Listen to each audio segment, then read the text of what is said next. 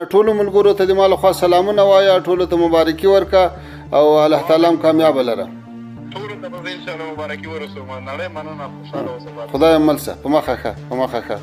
বাংলাদেশকে হারিয়ে সেমিফাইনালে ওঠার পর আফগানিস্তানের অধিনায়ক রশিদ খানকে ভিডিও কলে শুভেচ্ছা জানিয়েছেন তালেবান সরকারের পররাষ্ট্রমন্ত্রী জনাব আমির খান মুত্তাকিন। এই আফগানিস্তানকে নিয়ে কতজন বাজি ধরেছিল? খুব বেশি তো নয়, তবে কিংবদন্তিদের মধ্যে ব্র্যান লারা তার পছন্দের 4 সেমিফাইনালিস্টের মধ্যে আফগানিস্তানকে রেখেছিল। এরপর ব্র্যান লারাকে নিয়ে অনেক হাসাহাসি হয়েছিল, কেন তিনি আফগানিস্তানকে সেমিফাইনালে নিয়েছিলেন।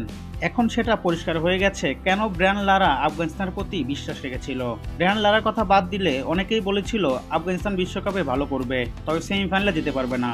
তবে শেষ পর্যন্ত ব্র্যান লারার কথাই সত্য হয়েছে। বাংলাদেশকে 8 রানে হারিয়ে অস্ট্রেলিয়াকে টপকে সেমিফাইনালে উঠে গেল আফগানিস্তান। সেমিফাইনালে ওঠে তাই লারাকে মনে করতে ভুলেননি আফগানিস্তান অধিনায়ক রশিদ খান। ম্যাচ পরবর্তী কনফারেন্সে রশিদ খান বলেন, একমাত্র লারাই আমাদের সেমিফাইনালে দেখেছিলেন, আমরা তাকে সঠিক প্রমাণ করেছি। আমরা যখন ওয়েলকাম পার্টিতে তার সাথে সাক্ষাৎ করি তখন আমি তাকে বলেছিলাম আমরা আপনাকে হতাশ করব না। এরপর তিনি ভিডিও কলে তালেবান সরকারকে ধন্যবাদ দিয়েছেন। দেশটির পররাষ্ট্রমন্ত্রী আমির খান মুক্তাদিকে ভিডিও কলে ধন্যবাদ জানান তিনি, কারণ দেশে ঘনঘটা চললেও তালেবান সরকার সবসময় ক্রিকেটের পাশে ছিল। তাই তো সেমিফাইনালে ওঠার এই বড় প্রাপ্তিটা ভিডিও কলের মাধ্যমে শেয়ার করেছেন দেশটির পররাষ্ট্রমন্ত্রী আমির খান মুক্তাদির সাথে।